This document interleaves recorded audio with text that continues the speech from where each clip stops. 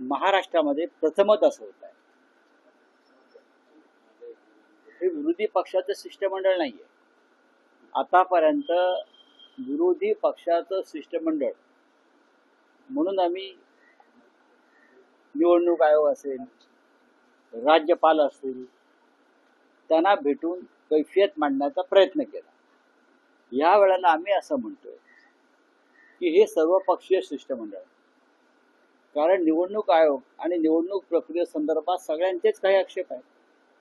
ते भारतीय जनता पक्षाचे सुद्धा आहेत, काही मतदारसंघात त्यांचे सुद्धा आक्षेप आहेत. त्यानंतर स्वतः नितीन गडकरी यांचे काही आक्षेप होते. कामठी मतदारसंघ असेल, राजुरी मतदारसंघ असेल, बीजेपीचे मतदारसंघामध्ये कसे घोटाळे झालेले आहेत, या संदर्भात काही संशय आणि आरोप झालेले आहेत. त्याच्यामुळे आम्ही मुख्यमंत्र्यांना आवाहन केलेलं आहे की मुख्यमंत्री म्हणून तुम्ही न येता तुमच्या पक्षाचे प्रतिनिधी म्हणून तुमचे जे दोन इतर सहकारी आहेत सरकारमधले, की त्यांच्यासह तुम्ही या सर्वपक्षीय शिष्टमंडळात सहभागी व्हा आणि निवडणूक आयोगाकडे जे आम्ही चर्चा करणार आहोत त्यात तुम्ही सहभागी व्हा, त्या चर्चेत सहभागी व्हा. ही आमची स्पष्ट भूमिका, आमचं कर्तव्य आहे. जेव्हा आम्ही सर्वपक्षीय शिष्टमंडळ म्हणतो तेव्हा भारतीय जनता पक्षापासून अन्य सर्व पक्ष आणि घटक या राज्यातले त्यांनी या शिष्टमंडळात सहभागी होऊन निवडणूक आयोग जे आहे, मुख्य निवडणूक अधिकारी व राज्य निवडणूक आयोग यांच्यापुढे आम्ही जे निवेदन देणार आहोत त्या निवेदनात आणि त्या चर्चेत त्यांनी सहभागी व्हावे. मुख्यमंत्री येतील असं वाटतंय, अजितदादा म्हणताय तुम्ही जाईन असं वाटतं का? उलट म्हणताय? नाही, अजितदादा पवार जातील असं वाटतं का? याचं कारण असं की त्याने घोटाळेच केलेले आहेत ना बारामती निवडणुका जिंकण्यासाठी. तो मुद्दा समोर येऊ शकतो. रात्री पोलिसांच्या गाडीतून कसे पैसे वाटले गेले, तर बँका कशा उड्या ठेवल्या त्यांच्या लोकांनी रात्री अपरात्री, किंवा मतदार याद्यामधून संशयास्पदरित्या मतदारांना काढणं आणि वगळणं, 60 लाख मतदार जे लोकसभा विधानसभेत वाढले या सगळ्या मतदारसंघात, हा एक महत्वाचा मुद्दा राहणारच आहे. त्याच्यावर सुद्धा चर्चा व्हायला पाहिजे आणि त्या चर्चेमध्ये अजित पवार, देवेंद्रजी फडणवीस यांनी त्यात सहभागी व्हायला पाहिजे. आता सुद्धा काही मतदार याद्या संदर्भात महानगरपालिकेचे आक्षेप आहेत, वॉर्ड रचनेसंदर्भात आक्षेप आहे, सगळ्यांचे आहे. त्याच्यात जर सहभागी झाले तर लोकशाही, संविधान हे अधिक बळकट होईल. पण अजित पवार हे डॉक्टर बाबासाहेब आंबेडकरांचे फक्त नाव घेतात. त्यांच्या संविधानाच्या रक्षणासाठी जे आम्ही प्रयत्न करत आहोत त्यात ते सहभागी होत नाही. घोटाळा होईल म्हणून तुम्ही भेटताय कुठल्या स्थानिक स्वराज्य संस्था? बघा, घोटाळा होईल की नाही हा पुढला प्रश्न.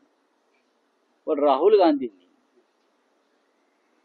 मतांचा अधिकार, बरं का, वोट अधिकार यात्रा आणि वोट चोरी हा विषय देशभरातल्या घराघरात आणि प्रत्येक माणसापर्यंत नेला हे सत्य.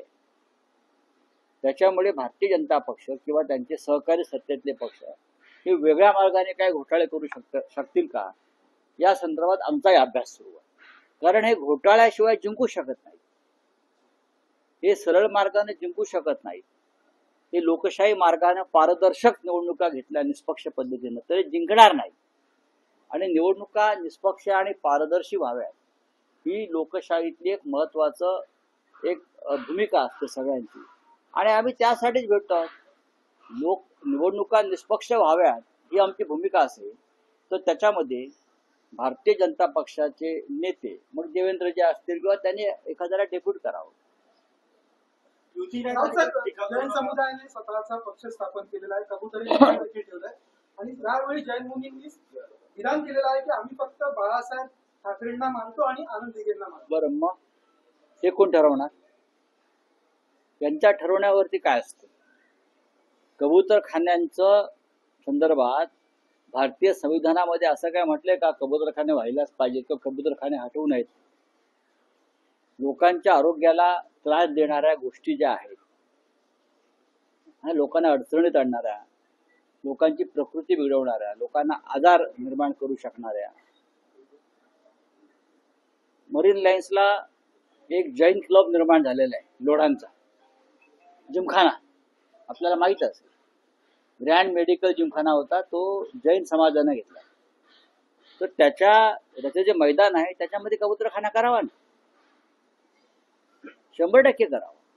आम्ही तिथे त्यांना दाणे घालायला येऊ कबुतरांना. आम्ही सुद्धा मानवतावादी, दयावादी, भूतदयावादी आहोत.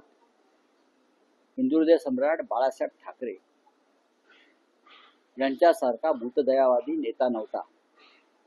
उद्धव ठाकरे आणि बाळासाहेब ठाकरे यांच्यामध्ये तुम्ही भेदाभेद करू नका. उद्धव ठाकरे साहेब त्याच पक्षाचे प्रमुख आहेत जो बाळासाहेब ठाकरेंनी स्थापन केला, लक्षात घ्या. आणि आनंद दिघे त्या पक्षाचे जिल्हा प्रमुख होते ठाण्याचे. एकीकडे तुम्ही आंबरडा मोर्चा काल काढलेला आहे, आता सरकारनं निर्णय घेतला शेतकऱ्यांच्या कर्ज वसुलीला वर्षभरासाठी स्थगिती आमचा दिली. हा अंबरडा मोर्चाचाच परिणाम आहे ना. शेतकऱ्यांच्या जीवनाचा जो उकिरडा करून ठेवला या सरकारनं, त्याच्या विरुद्ध अंबरडा मोर्चा होता. आणि त्याच्यामुळे सरकारला आता मराठवाड्यातल्या शेतकऱ्यांची काळजी घ्यावी लागेल. हे जे निर्णय आता हळूहळू होत आहेत, की काल जो आम्ही मोर्चा काढला, अंबरडा मोर्चा काढला, सरकारला उद्धव ठाकरे साहेबांनी इशारा दिला, त्यानंतरही पावलं पडत आहेत. देवेंद्र फडणवीस आज दिल्ली दौऱ्यावरती आहेत. देवेंद्र फडणवीस आज दिल्ली दौऱ्यावर आहेत.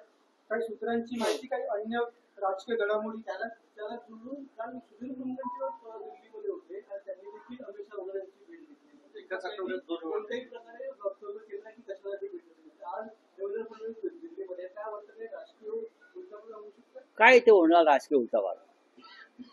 उलटापालट होणार. उलटापालट आता होईल नोव्हेंबर महिन्यात. आम्हाला अपेक्षा आहे की देशाच्या सर्वोच्च न्यायालयामध्ये जो खटला सुरू आहे, त्या खटल्यातून आम्ही अपेक्षा अजूनही करत आहोत की न्याय देवता आम्हाला न्याय देईल. जर तो न्याय मिळाला आम्हाला तर नक्कीच उलटापालट होईल.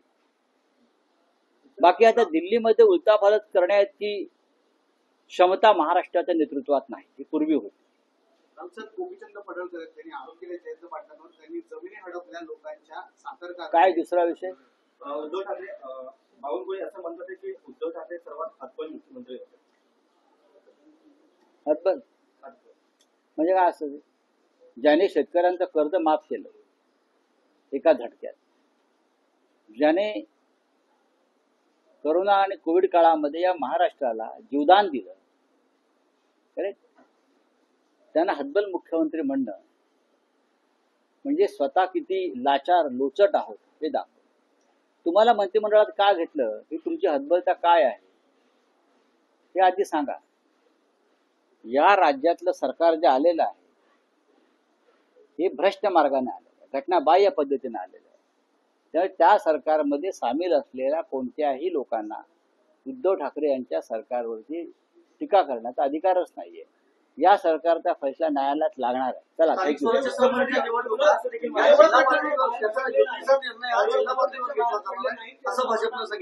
काय किती वेळा बोलणार आहे? गेल्या 2.5 वर्षामध्ये उद्धवजींनी एवढे आंदोलन, एवढं संघर्ष केलेले आहेत. त्यांचे काय डोळे फुटलेत का? यांचे डोळे फुटलेत की कानाचे पडदे फाटले आहेत? जे बोलतायत ते बोलते त्यांचे डोळे फुटलेले आहेत किंवा यांच्या कानाचे पडदे फाटलेले आहेत. हे अमित शहाच्या कंपनीतले नोकर आहेत सगळे. अमित शहाची जिथे बेनामी कंपनी आहे ना, त्या कंपनीचे लाचार नोकर आहेत. ते दुसरं काय बोलणार?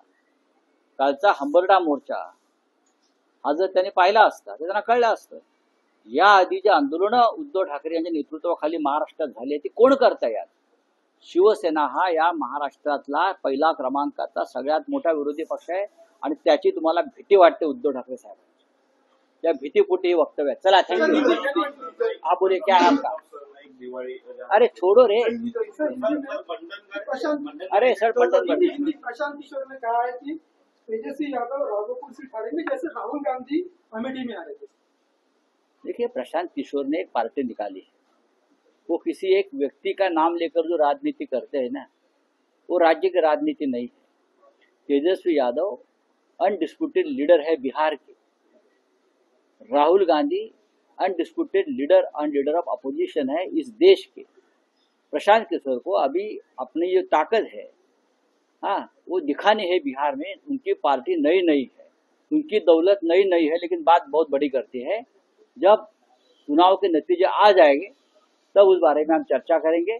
तेजस्वी यादव बिहार के अगले मुख्यमंत्री है, होंगे, उनको कोई नहीं रोक सकता। चलिए, चिदंबरम असं म्हणताय की ऑपरेशन ब्लू स्टार ही मोठी चुकी होती आणि इंदिरा गांधी यांनी आपलं स्वतःचा जीव घेऊन त्या चुकीची भरपाई केलेली आहे.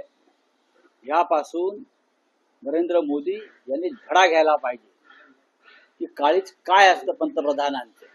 आपला जीव धोक्यात असताना सुद्धा त्यांनी अतिरेक्यांच्या विरुद्ध लढाई केली. आपला जीव, आपले प्राण धोक्यात आहेत तरी सुद्धा त्यांनी अतिरेक्यांच्या जागांवरती हल्ले केले, रणगाडे घुसवले आणि त्याच्यामध्ये 2 प्रमुख नेत्यांना प्राण गमावे लागले. एक देशाच्या प्रधानमंत्री होत्या तेव्हा इंदिराजी आणि जनरल अरुण कुमार वैद्य. पण त्यांनी पर्वा न करताय नरेंद्र मोदींनी हा इतिहास जर वाचला तर कदाचित त्यांच्यामधलं शौर्य जागेल. ज्या पद्धतीनं ऑपरेशन सिंदूरमधून त्यांनी प्रेसिडेंट ट्रम्पच्या दबावाखाली माघार घेतली, याचा अभ्यास चिदंबरम यांना करावा लागेल. ते वकील जरूर आहेत, मोठे वकील आहेत ते, पण काही गोष्टी त्यांच्याकडून ज्या वक्तव्य आहेत ते बहुतेक भारतीय जनता पक्षाचे वक्तव्य आहेत.